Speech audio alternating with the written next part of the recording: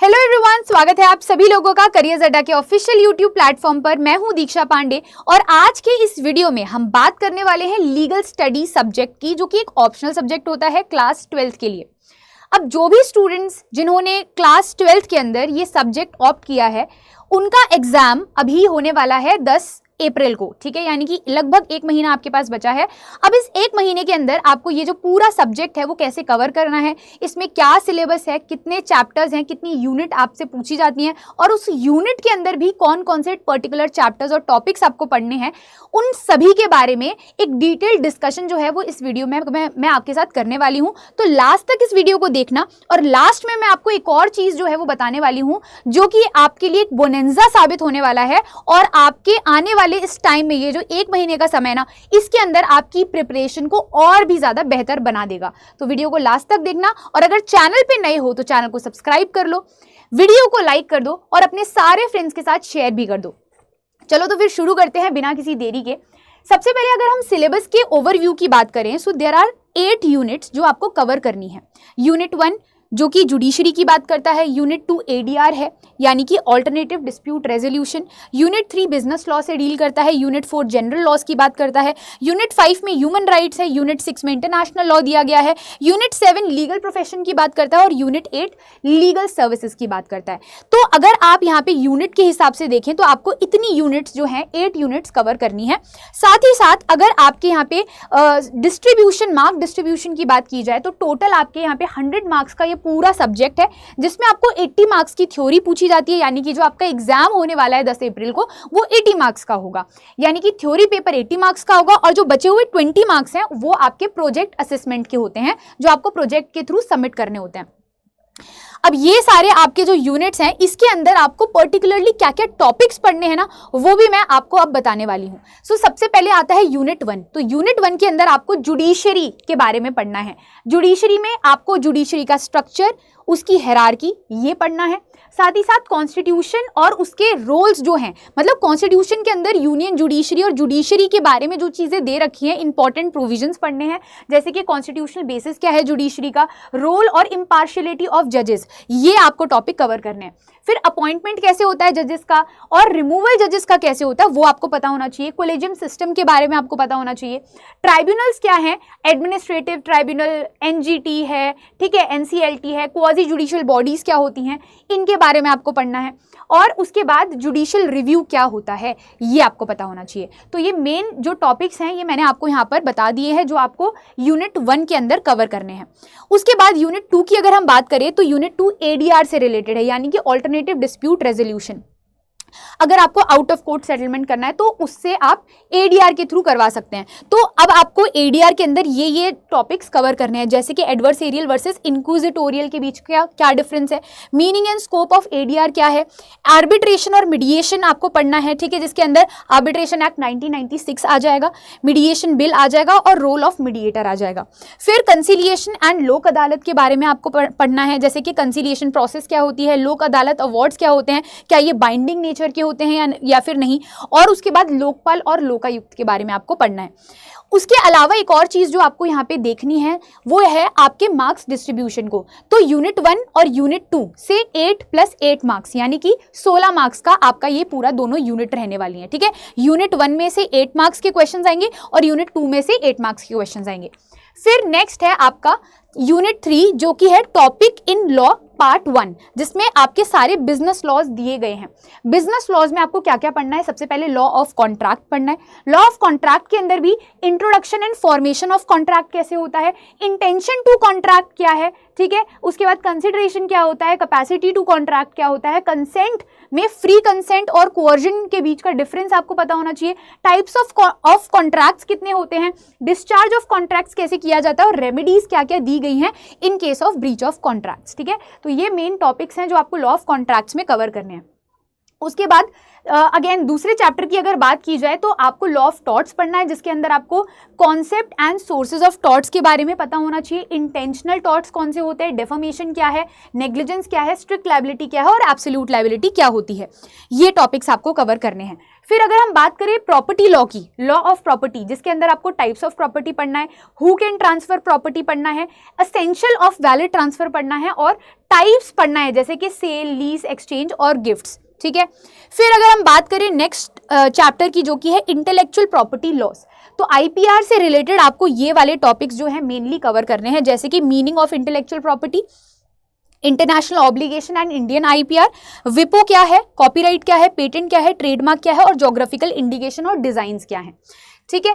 फिर हम बात करते हैं, उसके अलावा आपको यहाँ पे सबसे ज़्यादा जो क्वेश्चंस हैं वो इसी वाले टॉपिक से, इसी वाले चैप्टर से देखने को मिलने वाले हैं। ये जो यूनिट 3 है ये सबसे ज़्यादा इंपॉर्टेंट और सबसे क्रूशियल जो यूनिट मानी जाती है वो यही वाली मानी जाती है, क्योंकि इसमें से आपके 20 क्वेश्चंस बनते हैं। 4 मेजर लॉज के बारे में यहाँ पर दिया गया है, तो 4 मेजर लॉज अगर दिए गए हैं तो उसका जो वेटेज है वो भी ज़्यादा है। तो 20 मार्क्स का आपका यूनिट 3 आने वाला है, इसको आपको बिल्कुल भी मिस आउट नहीं करना। फिर आते हैं यूनिट 4 और यूनिट 5 पर। यूनिट 4 10 मार्क्स की है और यूनिट 5 भी 10 मार्क्स की है। अगेन काफ़ी मेजर जो वेटेज है वो इन दोनों यहाँ पे इन दोनों चैप्टर्स को और यूनिट्स को दिया गया है। यूनिट 4 के अंदर आपका टॉपिक्स इन लॉ पार्ट 2 आ जाता है, जिसके अंदर सारे जनरल लॉज पूछे जाएंगे, जैसे कि लॉज इन सस्टेनेबल डेवलपमेंट, ठीक है। इसके अंदर आपको क्या क्या पढ़ना है, इंट्रोडक्शन टू सस्टेनेबल डेवलपमेंट क्या होता है, initiative under international scenarios, provisions under Indian constitution, environment protection act 1986 पढ़ना है, पूरा नहीं बस एक ओवरव्यू लेकर जाना है। पोल्यूशन कंट्रोल बोर्ड्स आपको पढ़ने हैं, ठीक है। उसके बाद फॉर्म्स ऑफ लीगल एंटिटीज, जिसके अंदर आपको सोल प्रोप्राइटरशिप के बारे में पढ़ना है, पार्टनरशिप क्या होती है, लिमिटेड लायबिलिटी पार्टनरशिप क्या है, private and public limited companies क्या होती हैं और 1 पर्सन कंपनी क्या होती है, ठीक है। फिर क्रिमिनल लॉज की अगर हम बात करें तो क्रिमिनल लॉज में आपको ऑब्जेक्टिव ऑफ क्रिमिनल लॉ पढ़ना है, लेजिस्लेशन ऑफ क्रिमिनल लॉज पढ़ना है, इंटेंशन वर्सेस मोटिव के बीच का डिफरेंस आपको कवर करना है, साथ ही साथ स्टेजेस ऑफ क्राइम के बारे में आपको पता होना चाहिए, कितनी स्टेजेस में क्राइम कमिट होता है, और इंडियन एविडेंस एक्ट के अंदर आपको एडमिशन और कन्फेशन के बीच का डिफरेंस पता होना चाहिए। फिर अगर हम बात करें नेक्स्ट 5th यूनिट की, तो इसके अंदर आपको ह्यूमन राइट से रिलेटेड जो कॉन्सेप्ट है इंपॉर्टेंट वो कवर करने हैं, जैसे कि ह्यूमन राइट्स इन इंडिया में इंट्रोडक्शन एंड हिस्टोरिकल कॉन्टेक्स्ट आपको कवर करना है, Indian constitution framework for human rights ये पढ़ना है, the preamble and fundamental rights, directive principles और फंडामेंटल ड्यूटीज, ये कॉन्स्टिट्यूशन का मेजर पार्ट है, ये आपको कवर करना है। फिर HR वायलेशन मतलब कि human right violation and quasi judicial bodies के अंदर आपको पढ़ना है कि क्वाजी जुडिशियल बॉडीज कौन कौन सी हैं और क्या होती हैं quasi judicial bodies, NHRC national commission for minorities, national commission for women, national commission for scheduled caste and scheduled tribes और national commission for protection of child rights, ये सारे कमीशन आपको पता होने चाहिए। उसके बाद फिर हम बात करते हैं यूनिट 6 की, जिसके अंदर इंटरनेशनल लॉ आ जाता है। तो इंटरनेशनल लॉ के अंदर आपको क्या कवर करना है, सबसे पहले तो इंट्रोडक्शन टू इंटरनेशनल लॉ, उसके बाद historical evolution of international law, what is international law, sources of international law क्या है, इंटरनेशनल ह्यूमन राइट्स क्या है, इंटरनेशनल लॉ और म्युनिसिपल लॉ के बीच में क्या डिफरेंस है, इंटरनेशनल लॉ और इंडिया का कॉन्टेक्स्ट आपको कवर करना है, dispute resolution at international level कैसे होता है वो आपको पता होना चाहिए।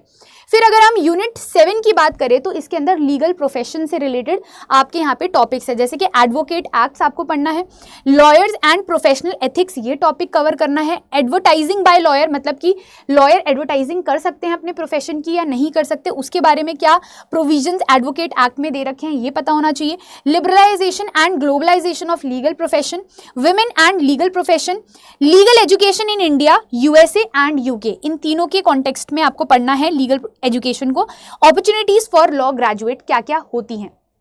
उसके अलावा अगर हम यूनिट 8 की बात करें जो लास्ट यूनिट है, जिसके अंदर लीगल सर्विसेज के बारे में दिया गया है, जैसे कि आपको एक ब्रीफ हिस्ट्री पता होनी चाहिए लीगल सर्विसेज की, फ्री लीगल एड क्या है, अंडर क्रिमिनल लॉ हम फ्री लीगल एड देते हैं लोगों को, किन किन लोगों को दी जाती है वो पता होना चाहिए।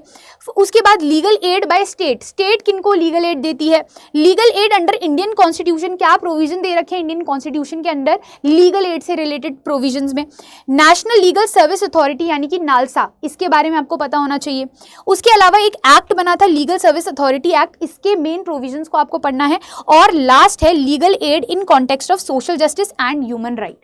तो ये मेजर टॉपिक्स हैं जो आपको सारे यूनिट्स में कवर करने हैं। इतने भी अगर आप कवर करके चले जाते हैं, ये जितने भी मैंने टॉपिक्स लिखे हैं ना, इनको भी अगर आप पढ़ के चले जाते हो, आपके शॉर्ट मार्क्स आने तय हैं। ठीक है, अब यहाँ पर सवाल ये उठता है कि मैम इतने सारे जो टॉपिक्स हैं ये हम कवर कैसे करेंगे। ठीक है, उसके लिए मैं अभी आपको बताने वाली हूँ और इसका भी जो सोल्यूशन है वो मेरे पास है, मैं आपको दूंगी। बस उससे पहले हम एक और बार यहाँ पर एक बार मार्क्स डिस्ट्रीब्यूशन की तरफ चलते हैं। दोबारा से रीइटरेट कर देती हूँ मैं। सबसे पहले तो यूनिट 1 8 मार्क्स का है, यूनिट 2 8 मार्क्स का है, यूनिट 3 20 मार्क्स का, यूनिट 4 10 मार्क्स का है, यूनिट 5 10 मार्क्स है, यूनिट 6 8 मार्क्स, यूनिट 7 8 मार्क्स और यूनिट 8 मार्क्स का है। ठीक है, सो आपको यहाँ पे क्या क्या चीज़ें ध्यान में रखनी है एग्जाम टिप्स के लिए। यूनिट 3 जो बिजनेस लॉ है वो सबसे हाई वेटेज का है, तो इसको आपको हाईएस्ट प्रायोरिटी पर रखना है। दूसरी चीज़, यूनिट 4 और यूनिट 5 दोनों 10-10 मार्क्स कैरी कर रहे हैं, तो आपको इसे इग्नोर नहीं करना। थर्ड चीज है, प्रोजेक्ट जो होता है आपका 20 मार्क्स का, वो भी काफी इंपॉर्टेंट है, तो उसको आपको बिल्कुल मिस नहीं करना है। अच्छे से रिसर्च वर्क करके उसे सबमिट करना है। साथ ही साथ सारी यूनिट्स को आपको रिवाइज करना है, क्योंकि सारी ही यूनिट्स मिनिमम तो 8 मार्क्स कैरी कर ही रही हैं और 8 मार्क्स बहुत ज्यादा होते हैं। ठीक है, और आपको लीगल टर्म्स पे ज्यादा फोकस रखना है, केस लॉस के ऊपर ज्यादा फोकस रखना है, क्योंकि जब भी आप अपने आंसर राइटिंग में केस लॉस को साइड करते हो तो आपको एडिशनल जो ब्राउनी पॉइंट्स होते हैं वो मिल जाते हैं। तो केस लॉस को अच्छे से याद करके जाना, और जो थ्योरीज के अंदर इंपॉर्टेंट डेफिनेशंस दे रखी हैं उनको भी आपको मेमोराइज और याद करके जाना है, क्योंकि ये आपके एक तरीके से एक बहुत ही प्रोफेशनल इंप्रेशन क्रिएट करते हैं एक एग्जामिनर के दिमाग के अंदर के एक बच्चे को बहुत अच्छे से इस टॉपिक के ऊपर नॉलेज है। तो जब आप उस केस के बारे में लिखते हो, उसकी थ्योरी के बारे में लिखते हो, तो उनको समझ में आ जाता है कि आपको ये टॉपिक इन एंड आउट पता है। ठीक है, उसके अलावा भी मैं आपको बहुत सारी टिप्स और ट्रिक्स जो हैं वो बताने वाली हूँ कि कैसे आप अपने एग्जाम में आंसर्स को फ्रेम कर सकते हो, जिससे आप और भी अच्छी तरीके से प्रेजेंट कर पाओ एग्जामिनर के सामने अपने आंसर को, और एग्जामिनर आपके नंबर कहीं पे काट ना पाए। ठीक है, ये सारी बातें तो हमने कर ली अपने सिलेबस को लेकर। अब जो मैं आपको स्टार्टिंग में बोल रही थी कि आपके लिए एक बोनेंजा है मेरे पास, वो क्या है उसको भी डिस्क्लोज कर देती हूँ।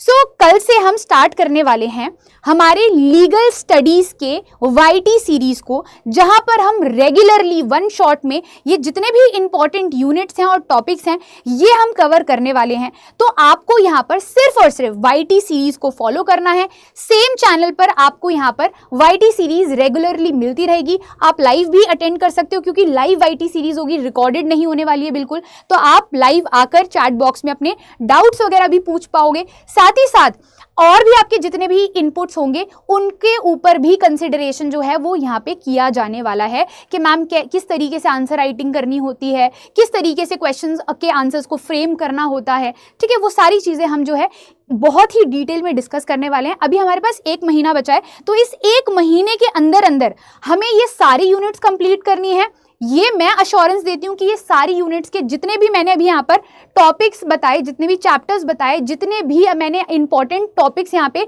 डिस्कस किए हैं, वो सारे के सारे टॉपिक्स मैं आपको यहाँ पे पढ़ाने वाली हूँ वाईटी सेशन पर फ्री ऑफ कॉस्ट। आपको सिर्फ क्या करना है, रेगुलरली वाईटी सीरीज को अटेंड करना है, और साथ ही साथ जितने भी आपके डाउट्स हैं लेकर आओ, होमवर्क करके आओ, और यहाँ पर जो है अपने सारे डाउट्स को आप क्लियर कर सकते हो। ठीक है, सो इसका टाइम टेबल आपको बहुत ही जल्दी शेयर हो जाएगा, और ये जो वाईटी सीरीज़ है ये भी बहुत जल्दी स्टार्ट हो जाएगी।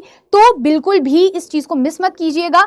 चैनल को फॉलो कर लेना, सब्सक्राइब कर लेना, ताकि आपको हर एक जो भी आपकी वाईटी सीरीज होगी, जो भी आपके लेक्चर्स होंगे, उसका नोटिफिकेशन आपको मिलता रहे। क्योंकि कभी कभार होता है हमें पता नहीं चलता कि कौन से टाइम पे हम लाइव आ रहे हैं, कौन से टाइम पे नहीं आ रहे हैं। तो लाइव आने से पहले ही आपको नोटिफिकेशन मिल जाएगा, ताकि आप किसी भी लाइव सेशन को मिस आउट ना कर पाएं। ठीक है, साथ ही साथ अगर वीडियो अच्छी लगी हो तो वीडियो को लाइक कर देना, अपने सारे उन दोस्तों के साथ शेयर कर देना जो आपके साथ एग्जाम दे रहे हैं इसी साल 10 अप्रैल को।